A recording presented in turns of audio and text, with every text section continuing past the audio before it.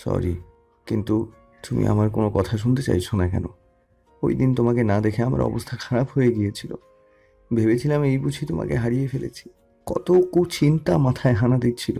কত জায়গায় তোমাকে খুঁজেছি, কোথাও পাইনি। তোমাকে দেখতে পেয়ে নিজেকে কন্ট্রোল করতে পারিনি, তাই ওই রকম ব্যবহার করে ফেলেছি। Sorry, sorry. এই দেখো, কান ধরেছি। আর অমন করবো না, প্রমিস। বলে মাঝ রাস্তায় কান ধরে দাঁড়িয়ে গেল। ইভানকে কান ধরে দাঁড়িয়ে থাকতে দেখে কথা মিটিমিটি হাসছে। রাস্তা থেকে যারা যাচ্ছে তারাও ইভানকে দেখে মিটিমিটি হাসছে। এখনো তুমি আমার সাথে কথা বলবে না? দেখো, রাস্তার মানুষও আমাকে দেখে হাসছে। হাহ, এখন খুব মান সম্মানে লাগছে তাই না? সেদিন আমার দিকেও মানুষ কেমন অদ্ভুতভাবে তাকিয়েছিল, আমারও খুব খারাপ লাগছিল। সরি বললাম তো, এবারের মতো মাফ করে দাও। আর হবে না। আগে কান ধরে উঠবোস করেন। ইভান অসহায়ের মতো মুখ করে বলে, কান ধরেছি তো, এখন উঠবসও করতে হবে? কান ধরে উঠবোস না করলে আর কোনো কথা নেই আপনার সাথে। এই না না, এখনই কান ধরে উঠবস করছি। 1, 2, 3, 4, 5। কথা একটা মুচকি হাসি দিয়ে বলে, হয়েছে, আর লাগবে না। থ্যাঙ্কস। আচ্ছা, আমার সেই চিঠিটার উত্তর তো দিলে না? চিঠির কথা মনে পড়তেই কথা কাচুমাচু করতে শুরু করলো। আসলে ও উত্তর কি দিবে, ওর তো চিঠিটা পড়াই হয়নি। চিঠিটা দেওয়ার পর ইভানের উপর রাগে রাগে চিঠিটার কথা মাথা থেকে বেরিয়ে গিয়েছিল। উত্তরটা কালকে দিই, আজকে দেরি হয়ে গেছে, স্কুলে ক্লাস শুরু হয়ে যাবে। বলে এক প্রকার পালিয়ে গেল। আরে শুনে যাও তো, তোমার জন্য গিফট এনেছিলাম। কে শোনে কার কথা? কথা যেভাবে কেটে পড়েছে তাতে এতক্ষণে স্কুলে পৌঁছে গেছে। স্কুল থেকে বাড়ি ফিরেই কথা দরজা আটকে ব্যাগ থেকে চিঠিটা বের করে পড়া শুরু করলো। প্রিয় কচুরানী, আমি তোমাকে ভালোবাসি। আমি আগেই বলেছি। আমি জানি তুমিও আমাকে ভালোবাসো। তাহলে কেন আমাকে এত অপেক্ষা করাচ্ছ? প্লিজ, তোমার উত্তরটা আমাকে জানিয়ে দিও। সামনে আমার এইচএসসি পরীক্ষা। এমনি পড়ালেখা করি। এখন যদি তুমি হ্যাঁ বলো তাহলে আমি ভালোভাবে পড়াশোনা করব। আর যদি তুমি না বলো তাহলে কিন্তু পড়ালেখা ছেড়ে দেব। তুমি অবশ্যই চাইবে না তোমার জন্য আমার জীবনটা নষ্ট হয়ে যাক। তাই দ্রুত হ্যাঁ বলে দাও, ঠিক আছে? তোমার উত্তরের অপেক্ষায় রইলাম। ইতি, ইভান। এমন চিঠি পড়ে কথা হাসবে নাকি কাঁদবে বুঝতে পারছে না। এটা তো রীতিমতো হুমকি। কথার ইভানকে ভালো লাগে ঠিক আছে, কিন্তু কথা এখনই কোনো সম্পর্কে জড়াতে ইচ্ছুক নয়। ভয় লাগে ওর খুব, বয়সটা খুব অল্প। ওর বাবা বারবার বলেছে শুধুমাত্র লেখাপড়ার দিকে ফোকাস করতে, অন্য কোনো দিকে যেন মন না যায়। ও সেভাবেই ছিল, কিন্তু কোথা থেকে হঠাৎ ঝোড়ো হাওয়ার মতো ইভান এসে ওর সবটা উলটপালট করে দিল। কি উত্তর দিবে ও ইভানকে? যদি না বলে দেয় তাহলে ইভান তো আরও বাঁকে যাবে, আর যদি হ্যাঁ বলে দেয় তাহলে ওর বাবা ভাই জানতে পারলে আর আস্ত রাখবে না। কিশোরী বয়সটা মনে হয় এমনই, যে কোনো সিদ্ধান্ত নিতে খুব ভয় পায়। মনের মধ্যে সবসময় দোটানা কাজ করে। ওরা বড়দের মতো হুটহাট যে কোনো সিদ্ধান্ত নিতে পারে না, আর সম্পর্ক বিষয়ক তো নয়ই। বিশেষ করে মেয়েরা এই সময়টা ওদের শিরায় শিরায় ভয় দৌড় করে। চিন্তায় চিন্তায় কান্না পাচ্ছে কথার। এই হলো কথার আর একটা বদ অভ্যাস, বেশি টেনশন হলেই কান্না পায়। ওই দিন রাতে কথার আর ঘুম হলো না। সারা রাত ভেবেছে ইভানকে কি উত্তর দিবে। ইভান দাঁড়িয়ে আছে কথার উত্তরের আশায়, হাতে একটা ব্যাগ। কথাকে দূর থেকে আসতে দেখেই হাসি মুখে ইভান এগিয়ে গেল কথার কাছে। ইভান ব্যাগটা কথার দিকে এগিয়ে দিয়ে বলল, এই তোমার গিফট। কক্সবাজার থেকে তোমার জন্য এনেছিলাম। কাল তুমি তাড়াতাড়ি চলে যাওয়ায় দিতে পারিনি। সরি, আমি এটা নিতে পারবো না। কথার কথা শুনে ইভানের মুখটা একটুখানি হয়ে গেল। কেন? না, আসলে এটা নিয়ে আমি রাখবো কোথায়? কেউ দেখে ফেললে সন্দেহ করবে। আগেরবার চকলেট দিয়েছিলেন, খেয়ে ফেলেছিলাম। এটা তো আর খেয়ে ফেলা যাবে না, ঘরে রাখতে হবে। তার থেকে বরং আপনার কাছেই রাখুন, আমি পরে নিয়ে নিব। ইভান নিজের মাথার পিছন চুলকিয়ে বলল, তা আমার চিঠির উত্তরটা দিলে না তো? কথা অনেকক্ষণ আমতা আমতা করে বলল, দেখুন, সম্ভব না, আমি এই মুহূর্তে কোনো সম্পর্কে যেতে প্রস্তুত নই। মানে কি কথা? তুমি কি আমাকে ফিরিয়ে দিচ্ছ? আপনাকে ফিরিয়ে দেওয়ার দুঃসাহস আমার নেই। আমি নিজে ফিরে যাচ্ছি। দেখবেন আপনি আমার থেকেও সুন্দর, অনেক সুন্দর মেয়ে পাবেন। আমি তোমার থেকেও সুন্দর আরো অনেক মেয়ে চাই না, আমি তোমাকেই চাই। কথা। আপনি কেন বুঝতে চাইছেন না? এটা হয় না। আপনার আর আমার বয়স খুব কম। বাবা জানতে পারলে আমাকে আস্ত রাখবে না। তার উপর আপনারা কোটিপতি আর আমরা সাধারণ মধ্যবিত্ত পরিবারের মানুষ। ভালোই তো বড়দের মতো ডায়লগ দিতে শিখেছো। সিনেমা দেখে শিখে সেইগুলো এখানে এসে ঝাড়ছো, তাই না? দেখুন, আপনি কেন বুঝতে চাইছেন না? না না না, আমি কিচ্ছু বুঝতে চাই না। আমি শুধু তোমাকে চাই, শুধু তোমাকে। আমার যা বলার বলে দিয়েছি। এখন আমার স্কুলের দেরি হয়ে যাচ্ছে, আমি যাই। স্কুল ছুটি হয়েছে কথার। ইভান সেই সকাল থেকে এখনো রাস্তায় দাঁড়িয়ে আছে। কথাকে আসতে দেখে ইভান এগিয়ে কথার কাছে গেল, কিন্তু কথা সে ইভানকে দেখেও না দেখার ভান করে হেঁটেই যাচ্ছে। আমার কথাটা তো শোনো, তুমি আমার সাথে এমনটা করতে পারো না। কথা কোনো কথা বলছে না। ওকে, তুমি আমার সাথে কথাও বলবে না, আর আমার ভালোবাসাও মেনে নেবে না, এই তো? ঠিক আছে, আর যদি তুমি আমার ভালোবাসা মেনে না নাও, তাহলে আমি এখানেই এই ব্লেড দিয়ে হাত কেটে সুইসাইড করব। কথা পিছনে ফিরেই দেখে ইভান ব্লেড হাতে নিয়ে দাঁড়িয়ে আছে। কিশোর কিশোরী বয়সে একটা বহুল প্রচলিত বিষয় হলো হাত কাটা। এরা প্রেম পাওয়ার জন্য হাত কাটে, প্রেমিকার রাগ ভাঙানোর জন্য হাত কাটে, প্রেমিকাকে খুশি করার জন্য হাত কাটে। আর অদ্ভুত বিষয় হলো, মেয়েরাও এই হাত কাটাকাটি দেখে গলে যায়। সব প্রেমিক বা প্রেমিকারাই কিশোর কিশোরী বয়সে একবার হলেও হাত পা কেটেছে। এটা যেন ওই সময়ের প্রেমের বাধ্যতামূলক কাজ। ইভানের হাতে ব্লেড দেখে কথার খুব ভয় লাগছে। ইভান কি এবার সত্যি সুইসাইড করবে নাকি? ভয়ে গলা শুকিয়ে আসছে কথার। কথা দৌড়ে এসে ইভানের হাতের হাতটা ধরে ফেলল। কি করছিলেন? আপনি পাগল হয়ে গেছেন নাকি? আগে বলো, তুমি আমার ভালোবাসা গ্রহণ করেছো? এসব কথা পরে হবে, আগে ব্লেডটা আমাকে দিন। না, দেব না। আগে আমার ভালোবাসা গ্রহণ করো, তারপর তুমি যা বলবে তাই করব।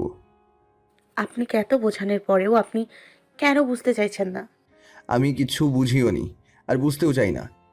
আমার শুধু তোমাকে চাই। আমার ভালোবাসা গ্রহণ করো, না হয় আমি হাত কাটলাম। বলে ব্লেডটা আবার হাতের কাছে নিতেই আচ্ছা ঠিক আছে, আমি আপনার ভালোবাসা গ্রহণ করলাম। কথার ভালোবাসা গ্রহণের কথা শুনে ইভানের ঠোঁটে বিস্তৃত একটা হাসি ফুটে উঠল। কথা ওর ভালোবাসা গ্রহণ করেছে, এর থেকে খুশির এই মুহূর্তে ওর কাছে আর আছে কি? ইভান হাসি হাসি মুখ করে বলে। তাহলে আই লাভ ইউ বলো। কথা লজ্জায় মাথা নুইয়ে বলে। আমি পারবো না। তাহলে আমি হাত কাটলাম কিন্তু। ভয় দেখাচ্ছেন কেন? আমার ওটা বলতে লজ্জা করছে। ভয় না, আই লাভ ইউ না বললে সত্যি কিন্তু আমি হাত কাটবো। কথা একবার ইভানের হাসি মুখের দিকে তাকিয়ে আর একবার ব্লেডটার দিকে তাকিয়ে চোখ বন্ধ করে বলে দিল। I love you. ইভান একটা লাফ দিয়ে ব্লেডটা ফেলে দিয়ে বলল। I love you too. শুরু হয়ে গেল কথা আর ইভানের দুষ্টু মিষ্টু প্রেম। মায়ের মোবাইল থেকে লুকিয়ে কথা বলা। রোজ কথা স্কুলে যাওয়ার সময় ইভান রাস্তায় দাঁড়িয়ে থাকতো, আবার আসার সময়ও থাকতো। এই প্রেমে ছিল না কোনো অশ্লীলতা।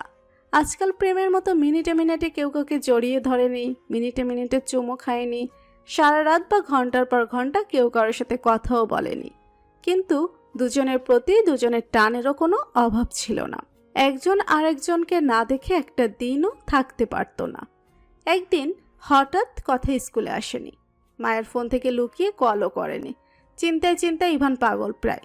সারা রাত না ঘুমিয়ে সকাল হতেই রাস্তায় গিয়ে দাঁড়িয়ে রইল, হয়তো আজ কথা আসবে।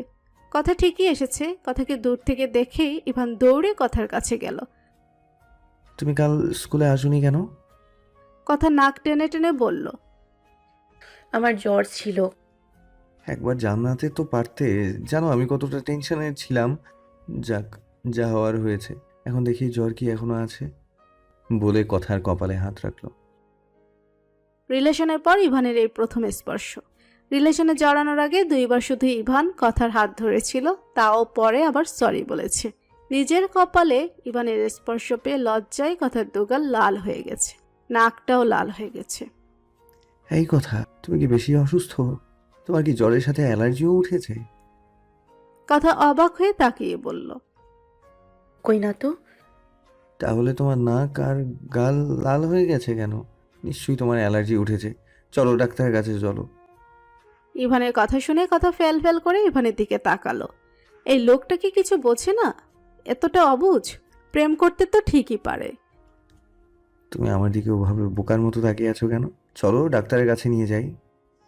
আপনি না কিছু বোঝেন না, আমি যাই, স্কুলে দেরি হয়ে যাচ্ছে। আজকে স্কুলে যেতে হবে না। এমনি কাল তোমার সাথে দেখা হয়নি। কাল তোমার চিন্তায় চিন্তায় আমার অবস্থা পাগল পাগল হয়ে গিয়েছিল। আজও যদি দেখা না হতো তাহলে শিওর আমাকে পাবনা পাঠানো লাগতো। স্কুলে যাব না তো কোথায় যাব? চলো আমার সাথে। না, আমি কোথাও যাব না। যদি বাবা জানতে পারে আমি স্কুল ফাঁকি দিয়েছি, তাহলে বাবা আমাকে মেরে ফেলবে। আরে কিচ্ছু হবে না, এসো তো আমার সাথে। আমার খুব ভয় করছে। ভয় পেও না, আমি আছি তো।